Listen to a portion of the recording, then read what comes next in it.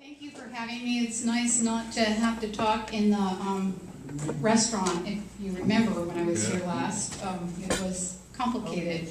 Anyway, I love talking to Rotary clubs. This is the first week in my life I talked to 2 in 1 week. And Hayward, they give a lot of $100 donations. I just wanted to tell you that I was there. So I heard it. But one of the things that I like about Rotary clubs is because as a geriatric professional, I spent 30 years working with older adults and their families, and I know the research and the things that contribute to long life, Rotarians possess. And one is a sense of humor, not taking yourself so serious. You all do that. The other is a generosity of spirit of self as well as finances.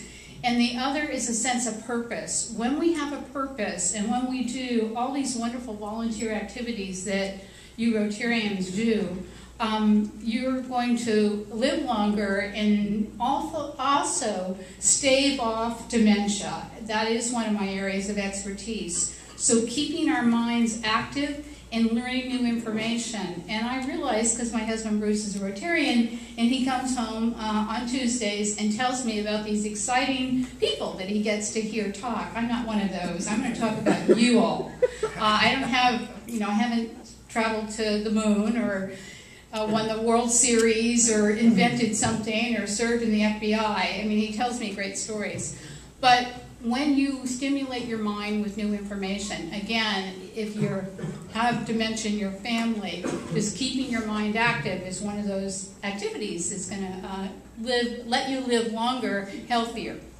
So, for your marketing committee and Rotarian, join the Rotary and live longer. That should be one of your mottos. Hear, hear. Works for me. So, anyway, I'm talking to you today about you and your families. And I talked a little bit about this last time, but I thought some of you might remember everything I said, and I've come up with a new talk about the elephant in the room. And most of us think of the elephant in the room as, oh, alcoholism and a family has an intervention. But there are lots of other issues as we approach aging ourselves and our older family members, that there are issues that are elephants. We know they're there, but we're not talking about them. 1 out of 4 families is caring for an older family member, and 78% of those families that are doing all the caring, and 60% of them are still in the workforce. So there's a lot of burden on the family.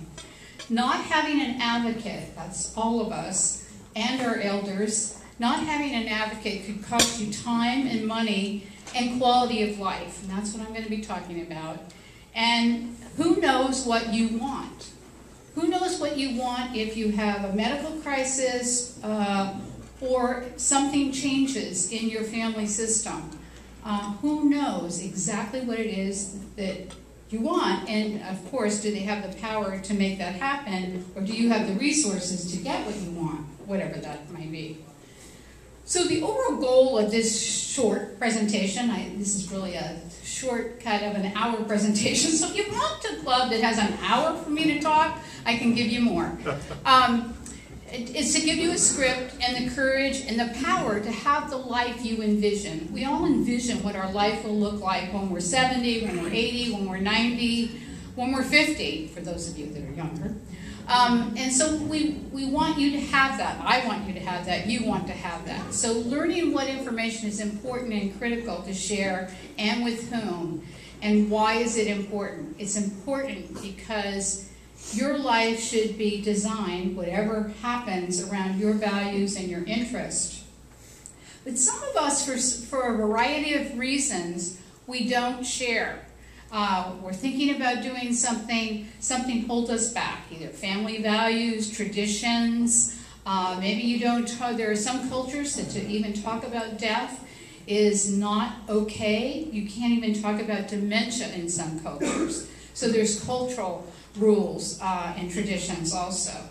So who would make medical decisions for you? And that's what I'm going to spend a little bit of time talking about today. But there are also elephants about remarriage, when you have blended families. Again, as a geriatric care manager, that's what I do for a living. By the way, Eldercare does care management, home care, and family education. But remarriage puts two families together, and there's an awful lot of unsaid conversation before, when two people maybe who are in their 60s or 70s are blending families. Then we have memory loss and possible dementia. Often family members are suspicious of that memory loss, or sometimes it's the person themselves. My experience has been the person with memory loss is the first person to know something's wrong. And it is a big elephant in a family. They don't want the diagnosis, and some dementias are reversible. So if that is an elephant, that's definitely something you want to approach and get a good diagnosis, because some things are treatable. Forgiveness, needing it and granting it. If there's something that you have done at some point in your life, or somebody has done to you, if that's eating on you, if that's still something you think about in the middle of the night, that's an elephant that you need to take care of, because it's going to interfere with the quality of your life if it's still hanging in there. Moving out of the family home. Your adult children say, where will we have Thanksgiving? You're afraid to talk about where you decided to move. That could be an elephant. Can someone take over your financial affairs? Maybe you haven't looked for that special person or that person you trust. You need to have that person, because at any time, anything can happen to any one of us, and we need that person.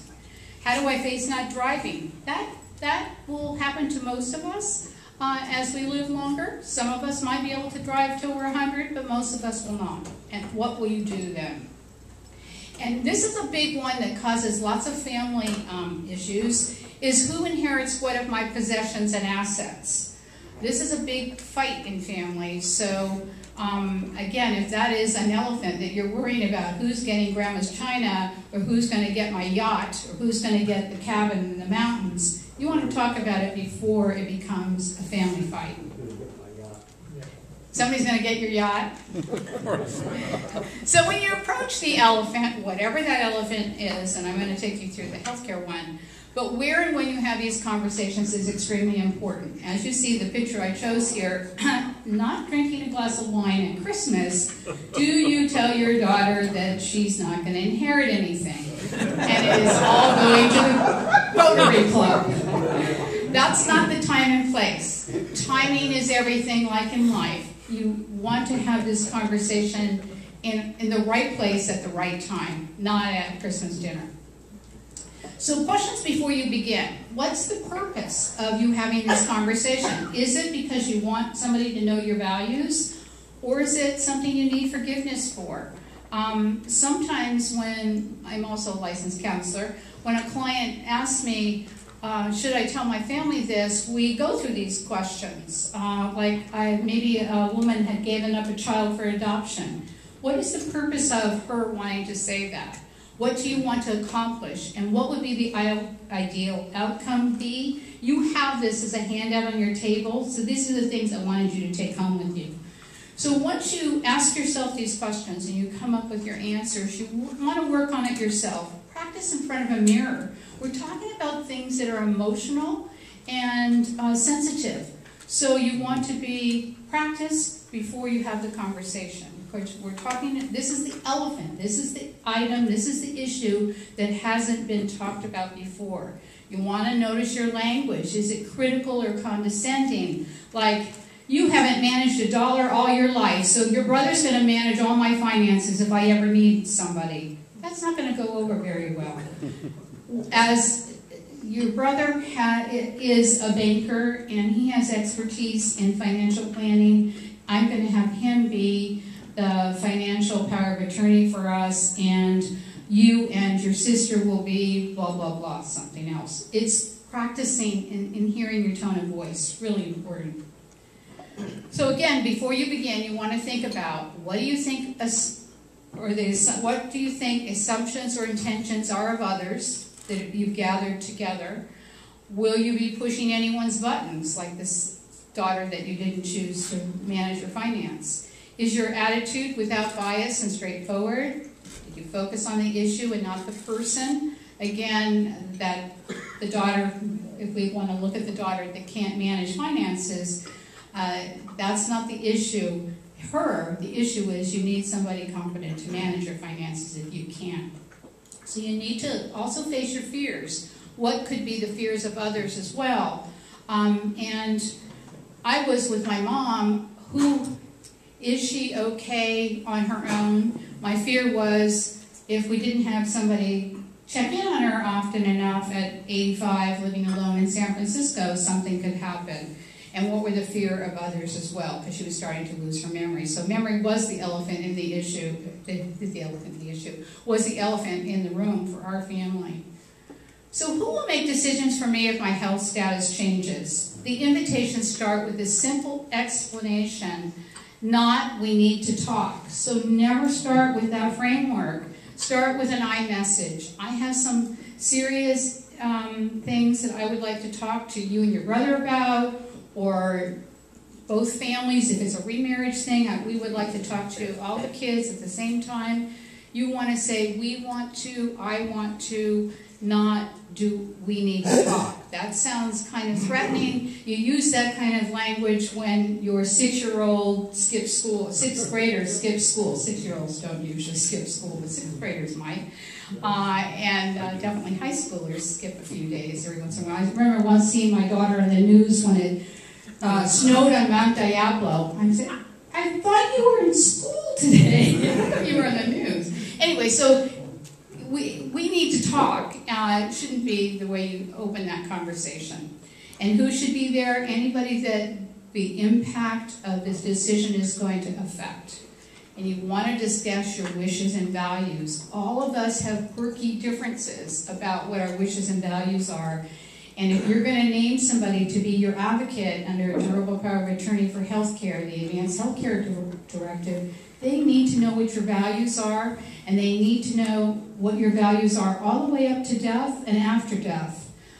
With my mom recently dying in January, when I talked to my sister-in-laws, all 3 sister-in-laws are all Catholic and Italian, and they're used to a certain kind of death experience, with a viewing and a funeral, and that's not the way we did it in our family. As a Presbyterian, we did the cremation and the memorial service. They were startled that it wasn't going to be done like they were familiar with. But we hadn't talked about it before, and there's no time to talk about it. Death happens, and then something else is arranged by the person who has that power. So it's really important to talk about these things and what you want and what your wishes are before that event. And who should be there? Definitely everybody that it impacts. Legal tools when it's about health decisions. It's the Advanced Healthcare Directive. I'm hoping that everybody in this room has one. Or it's sometimes called the Durable Power of Attorney for Healthcare. And the other legal tool I talked about last time I was here, and I'm going to talk about it again because I am on the California Medical Association's POLS Committee. The POLS form, this form, which I have a whole lot with me if somebody wants copies, and I know some of you took them from me last year, is the do not resuscitate or keep me alive, or keep me alive and give me some drugs, or keep me alive and give me all the drugs, or withhold everything. If I have cardiac arrest, let me go. My grandmother said, I remember her saying this, when the train comes, my bags are packed, I'm ready to get on, don't stop it. She was really clear with us. We didn't have one of these forms. The reason why you want this POLS form is when you call the EMT, when you call 911, because your family member's on the floor or a friend in a restaurant, they will resuscitate unless you have this form. Pink, this color, on your refrigerator, on your back door, someplace close. Your doctor has to sign it and you sign it. If you don't have it, resuscitation will happen no matter where you are. So this is a very important new form, only a couple years. And again, if you feel strongly about this and your kids don't know, they won't be happy. You need to this is an elephant that you need to discuss. Or if you want everything, you need to discuss that too with your children. So, and you want to listen to their concerns and fears. All you have to do is listen. You don't have to make any changes. Just listen. Sorry. Is there a dance next door? It's the Baldacci Shuffle. Oh, okay. So, what is a difficult conversation somebody can think about? Can I role play with anybody? Anybody have a little elephant? Most elephants are pretty private. Mine. Oh, here's an elephant, older. How do you have a discussion with someone who's already spouse passed away, now there's been relocated to assisted living, but dementia has caused a situation where some relatives, quote, want their money and are keep feeding this semi-dementia person false information, raising their hopes, and then setting them off on a tangent where they become almost belligerent and violent. Who's becoming belligerent and violent? The person with dementia? Yeah.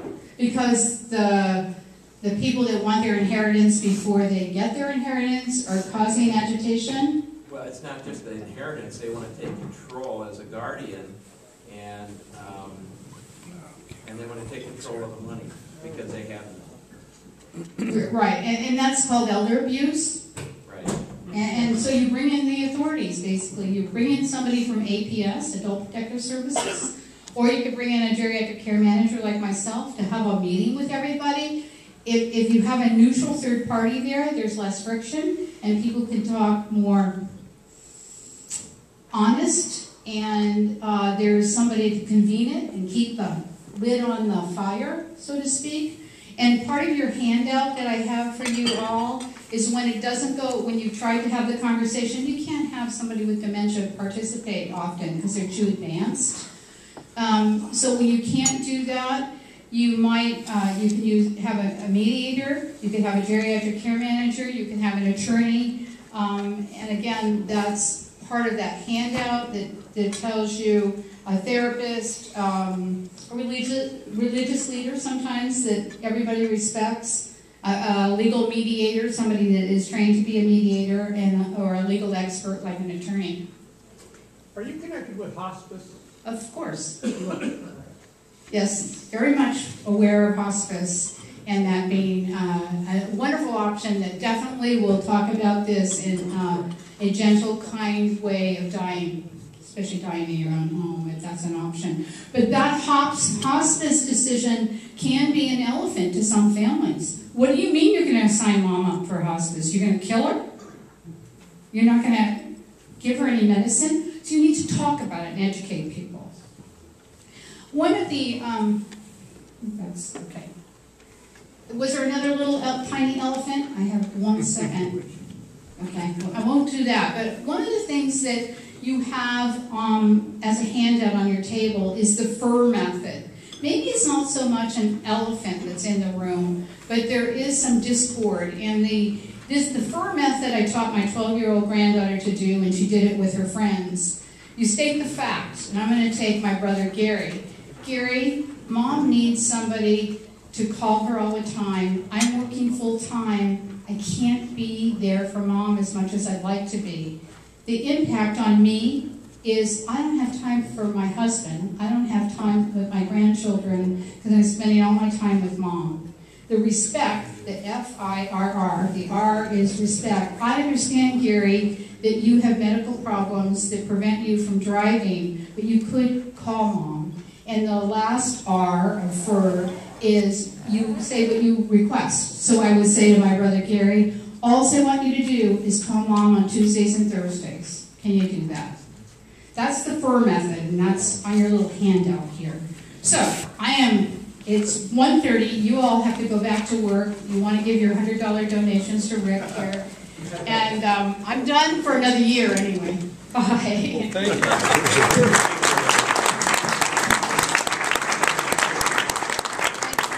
If anybody wants any of these pulse forms, I have a whole palette.